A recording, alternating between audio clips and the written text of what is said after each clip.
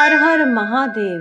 काम के वशीभूत होकर मनुष्य आत्मा को खो बैठता है, पर जो शिव की शरण में आता है वह अग्नि में जलकर भी अमर तत्व पा जाता है। सावन मास की पावन कथा श्रृंखला में आपका स्वागत है। पिछले अध्यायों में हमने देखा कैसे तपस्या और भक्ति के बल से पर्वतराज की पुत्री पार्वती शिव को पाने का संकल्प करती है। आज अध्याय 18 और 19 में हम जानेंगे कैसे भगवान शिव के तप में विघ्न डालने आए कामदेव का हुआ अंत, कैसे रति का विलाप और देवताओं की प्रार्थना शिव को फिर से प्रकट करती है और किस प्रकार कामदेव को मिला नया जीवन। ये कथा न केवल रोमांच से भरी है बल्कि त्याग, संयम और भक्ति की प्रकाष्ठा भी है। चलिए आरंभ करते हैं आज का अध्याय। हर हर महादेव। रुद्र की नेत्राग्नि से कामदेव का भस्म होना, रति का विलाप, देवताओं की प्रार्थना से शिवजी का कामदेव को द्वापर में प्रद्युम्न रूप से नूतन शरीर की प्राप्ति के लिए वर देना और रति देवी का शंबर नगर में जाना। ब्रह्मा जी कहते हैं, मुने काम अपने साथी वसंत आदि को लेकर वहां पहुंचा। उसने भगवान शिव पर अपने बाण चलाए। तब शंकर जी के मन में पार्वती के प्रति आकर्षण होने लगा और उनका धैर्य छूटने लगा। अपने धैर्य का ह्रास देखता देख महायोगी महेश्वर अत्यंत विस्मित हो पड़ते ही परमात्मा गिरीश को तत्काल रोष चढ़ाया। मुने उधर आकाश में बाण सहित धनुष लिए खड़ा हुआ कामदेव ने भगवान शंकर पर अपना अमोघ अस्त्र छोड़ दिया, जिसका निवारण करना बहुत कठिन था, परंतु परमात्मा शिव पर वह अमोघ अस्त्र भी व्यर्थ हो गया। कुपित हुए परमेश्वर के पास जाते ही शांत हो गया। भगवान शिव पर अपने अस्त्र के व्यर्थ हो जाने पर काम को बड़ा भय हुआ। भगवान मृत्युंजय को सामने देखकर वह कांप उठा और इंद्र आदि समस्त देवताओं का स्मरण करने लगा। मुनिश्रेष्ठ अपना प्रयास निष्फल हो जाने पर काम भय से व्याकुल हो उठा। मुनीश्वर कामदेव के स्मरण करने पर वे इंद्र आदि सब देवता वहां आ पहुंचे और शंभु को प्रणाम करके उनकी स्तुति करने लगे। हर हर महादेव। देवता स्तुति कर ही रहे थे कि कुपित हुए भगवान हर के ललाट के मध्य भाग में स्थित तृतीय नेत्र से बड़ी भारी आग तत्काल प्रकट होकर निकली। उसकी ज्वालाएं ऊपर की ओर उठ रही थी। वह आग धू धू करके जलने लगी। उसकी प्रभा प्रलय अग्नि के समान जान पड़ती थी। वह आग तुरंत ही आकाश में उछली और पृथ्वी पर गिर पड़ी, फिर अपने चारों ओर चक्कर काटती हुई धराशायिनी हो गई। साधो भगवान क्षमा कीजिए, क्षमा कीजिए। यह बात जब तक देवताओं के मुख से निकले तब तक ही उस आग ने कामदेव को जलाकर भस्म कर दिया। उस वीर कामदेव के मारे जाने पर देवताओं को बड़ा दुख हुआ। वे व्याकुल हो हाय हाय ये क्या हुआ ऐसा कहकर जोर जोर से चित्कार करते रोने बिलखने लगे। उस समय विकृत चित हुई पार्वती का सारा शरीर सफेद पड़ गया। काटो तो खून नहीं। वे सखियों को साथ ले अपने भवन को चली गई। कामदेव के जल जाने पर रति वहां एक क्षण तक अचेत पड़ी रही। पति की मृत्यु के दुख से वह इस तरह पड़ी थी मानो मर गई हो। थोड़ी देर में जब होश हुआ तब अत्यंत व्याकुल हो रति उस समय तरह तरह की बातें कहकर विलाप करने लगी। रति बोली, हाय मैं क्या करूं, कहाँ जाऊं? देवताओं ने ये क्या किया? मेरे उढ़ंद स्वामी को बुलाकर नष्ट करा दिया। हाय हाय नाथ, स्वर स्वामीन, प्राण प्रिय, हाँ मुझे सुख देने वाले प्रियतम, हाँ प्राणनाथ, ये यहाँ क्या हो गया?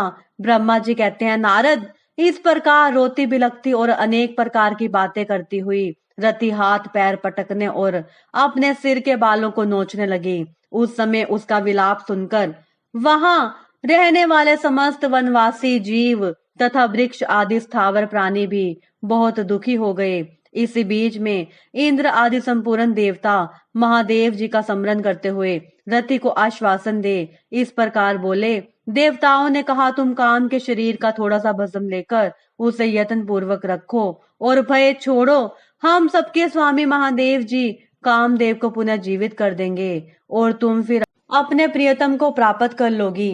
कोई किसी को ना तो सुख देने वाला है ना कोई दुख ही देने वाला है।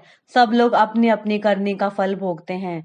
तुम देवताओं को दोष देकर व्यर्थ ही शोक करती हो। इस प्रकार रति को आश्वासन दे सब देवता भगवान शिव के पास आए और उन्हें भक्ति भाव से प्रसन्न करके यूं बोले।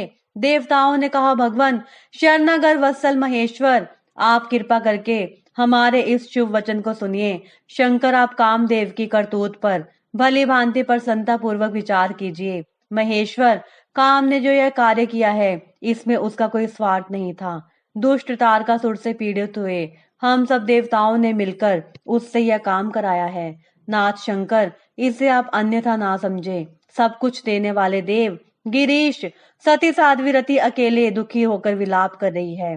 आप उसे सांत्वना प्रदान करें। शंकर, यदि इस क्रोध के द्वारा आपने कामदेव को मार डाला तो हम यही समझेंगे कि आप देवताओं सहित समस्त प्राणियों का अभिसंहार कर डालना चाहते हैं। रति का दुख देखकर देवता नष्ट प्राय हो रहे हैं, इसलिए आपको रति का शोक दूर कर देना चाहिए। ब्रह्मा जी कहते हैं, नारद, संपूर्ण देवताओं का यह वचन सुनकर भगवान शिव प्रसन्न हो उनसे इस प्रकार बोले। शिव ने कहा, देवताओं और ऋषियों, तुम सब आदर पूर्वक मेरी बात सुनो। मेरे क्रोध से जो कुछ हो गया है वह तो अन्यथा नहीं हो सकता, तथापि रति का शक्तिशाली पति कामदेव अभी तक अनंग रहेगा जब तक रुक्मणी पति श्री कृष्ण का धरती पर अवतार नहीं हो जाता। जब श्री कृष्ण द्वारका में रहकर पुत्रों को उत्पन्न करेंगे तब वे रुक्मणी के गर्भ से काम को भी जन्म देंगे। उस काम का ही नाम उस समय प्रद्युम्न होगा, इसमें संशय नहीं है। उस पुत्र के जन्म लेते ही शंबरासुर उसे हर लेगा। हरण के पश्चात दानव शिरोमणि शरंबर उस शिशु को समुद्र में डाल देगा। फिर वह मूड उसे मरा हुआ समझकर अपने नगर को लौट जाएगा। रते, उस समय तक तुम्हें शंबरासुर के नगर में सुखपूर्वक निवास करना चाहिए। वही तुम्हें अपने पति प्रद्युम्न की प्राप्ति होगी। वहां तुमसे मिलकर काम युद्ध में शंबरासुर का वध करेगा और सुखी होगा। देवताओं, प्रद्युम्नधारी काम अपनी कामनी रति को तथा शंबरासुर के धन को लेकर पुनः नगर में जाएगा। मेरा यह कथन सर्वथा सत्य होगा।